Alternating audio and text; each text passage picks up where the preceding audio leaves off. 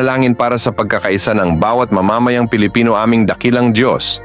Nagpapakumbaba kaming lumalapit sa inyong harapan, nagkakaisa sa panalangin para sa aming bayan.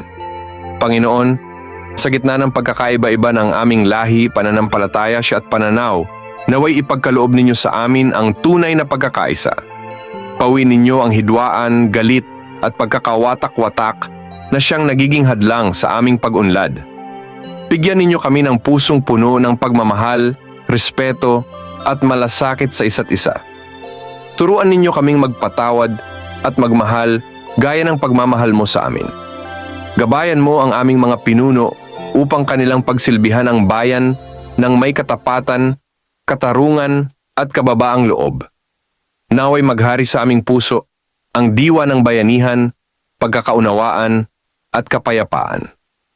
Sa bawat pagsubok na aming harapin, patatagin ninyo ang aming pananampalataya sa inyo at sa isa't isa. Ito ang aming dalangin sa pangalan ng aming Panginoong Hesus. Amen.